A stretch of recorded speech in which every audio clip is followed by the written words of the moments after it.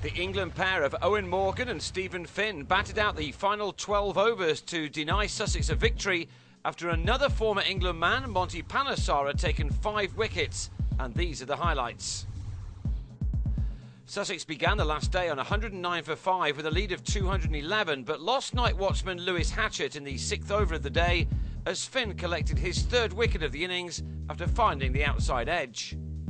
But the first innings centurion Luke Wright was quickly into his stride with some fine shots as he and Michael Thornley added 86 for the 7th wicket in 21 overs.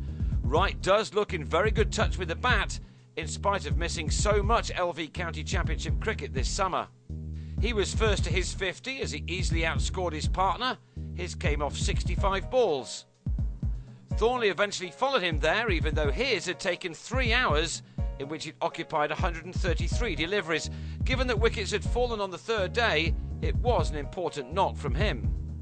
The pair carried the total to 207 for a lead of 309 when Thornley dragged a ball from Neil Dexter back onto his stumps after making 53. Wright followed 7 overs later to the first ball he'd faced after the lunch interval. After he contributed 62, he was leg before to Sean Udall as he tried to turn him to leg at 229 for 8. The declaration, though, still didn't come as Panesar and Ollie Rayner added a further 12 runs to take the lead to 342. Rayner was then caught on the ropes by O.A. Shah off Udall for 18, and finally Michael Yardy called his team in, setting Middlesex a target of 343 off a minimum of 58 overs, although 66 were eventually bowled. That target looked well out of the home side's reach, even though Andrew Strauss and John Simpson began brightly as they opened up with a partnership of 42 in 11 overs, although both batsmen were dropped. Panesar had been introduced in only the 6th over, and he was soon causing Middlesex problems.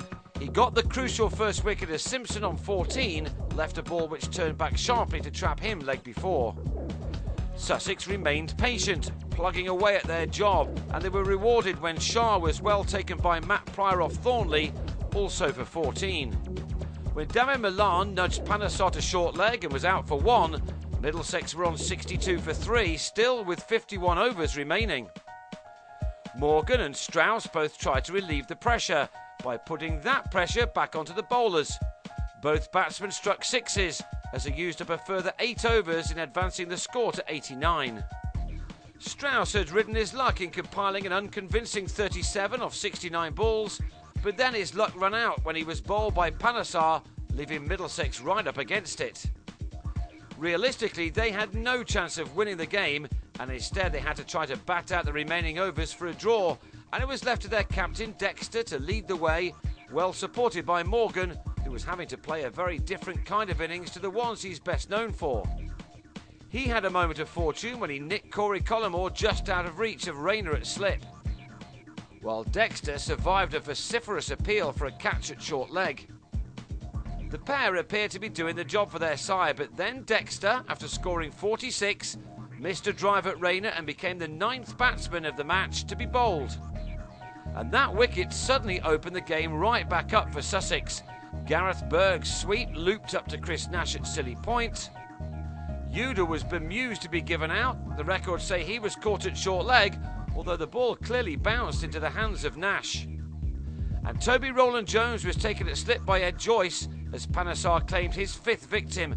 4 wickets had fallen in 7 overs to blow the game wide open again. Now it was left to Morgan and Finn to survive the last 35 minutes bowled by the spinners.